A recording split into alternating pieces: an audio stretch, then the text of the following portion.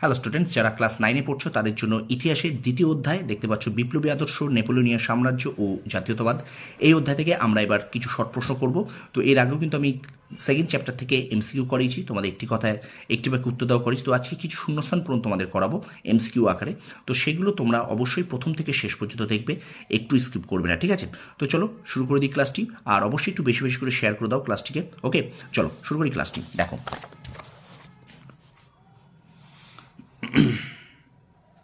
আচ্ছা চলো শুরু করি ক্লাসটি, দেখে নাও। নেপোলিয়ন বোনাপার্ট জন্মগ্রহণ করেন 1769 খ্রিস্টাব্দে। 2 নম্বর প্রশ্ন, নেপোলিয়ন বোনাপার্টের জন্ম হয় কার্সিকা। 3 নম্বর প্রশ্ন, নেপোলিয়ন বোনাপার্টের বাবার নাম কার্লো, নেপোলিয়ন বোনাপার্টের মায়ের নাম লেটিজিয়া। আচ্ছা, নেপোলিয়ন বোনাপার্ট অস্ট্রিয়ার রাজধানী ভিয়েনা। নেপোলিয়ন ড্যাশ শাসনের উচ্ছেদ করে কনসুলেট শাসন প্রবর্তন করেন, ডিরেক্টরি। আচ্ছা, নেপোলিয়ন ড্যাশ শাসন ব্যবস্থা প্রবর্তন করেন, এটা হলো কনসুলেট শাসন ব্যবস্থা প্রবর্তন করেন। কনসুলেট শাসন নেপোলিয়ন ছিলেন প্রথম। আচ্ছা, নেপোলিয়ন কনসুলেট শাসনের সূচনা করেন ড্যাশ অর্থাৎ 1799 খ্রিস্টাব্দে। 1802 খ্রিস্টাব্দে নেপোলিয়ন ড্যাশ, এটা হলো যাবজ্জীবন কনসাল পদে নিযুক্ত হন, ঠিক আছে? তারপর দেখো, নেপোলিয়ন ফরাসি জাতির সম্রাট উপাধি গ্রহণ করেন 1804 খ্রিস্টাব্দে। আচ্ছা, নেপোলিয়নকে 1804 খ্রিস্টাব্দে 2 ডিসেম্বর নোটারডাম চার্চে সম্রাট হিসেবে অতিরিক্ত অভিষিক্ত করেন পোপ ড্যাশ, এটা হলো সপ্তম পায়াস। আচ্ছা, কনসুলেট শাসনের সংবিধান রচনা করেছিলেন সংবিধান বিশেষজ্ঞ আবেসিয়াস। নেপোলিয়ন ব্যাংক অফ ফ্রান্স প্রতিষ্ঠা করেছিলেন 1800 খ্রিস্টাব্দে। নেপোলিয়ন সঙ্গে ধর্মমীমাংসা চুক্তি বা কনকর্ডেট স্বাক্ষর করেন পোপ সপ্তম পায়াস। আচ্ছা, কোড নেপোলিয়ন নামকরণ করেন নেপোলিয়ন। কোড নেপোলিয়ন প্রবর্তনের জন্য নেপোলিয়নকে দ্বিতীয় ড্যাশ অর্থাৎ দ্বিতীয় জাস্টিনিয়ান বলা হয়।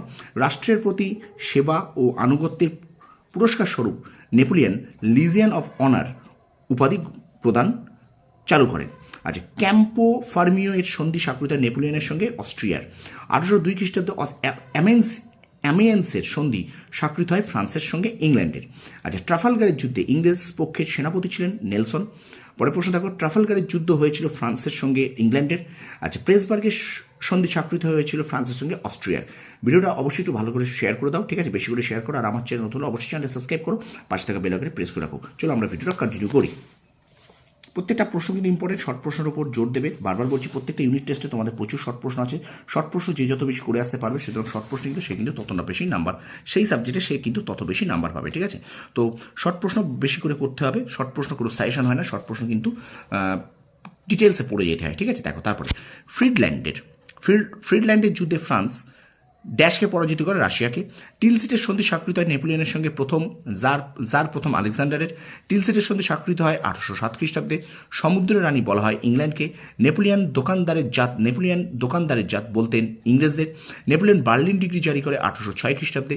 বার্লিন ডিগ্রি প্রত্যুত্তরে ইংল্যান্ডে জারি করে অর্ডার্স ইন কাউন্সিল। আচ্ছা, স্পেন ও পর্তুগাল ড্যাশ উপদ্বীপ নামে পরিচিত, আইবেরীয় উপদ্বীপ নামে পরিচিত।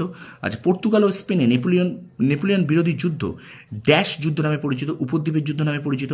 নেপোলিয়ন ইংল্যান্ডের বিরুদ্ধে ড্যাশ গ্রহণ করেন, মহাদেশীয় অবরোধ ব্যবস্থা নীতি গ্রহণ করেন। নেপোলিয়ন ড্যাশ খ্রিস্টাব্দে রাশিয়া আক্রমণ করেন 1812 খ্রিস্টাব্দে। নেপোলিয়নের বিরুদ্ধে রাশিয়া ড্যাশ নীতি গ্রহণ করেন, পোড়া মাটির নীতি গ্রহণ করেন। আচ্ছা, বোরোডিনোর যুদ্ধ হয়েছিল নেপোলিয়ন বাহিনীর সঙ্গে ড্যাশ রুশ সেনাবাহিনীর।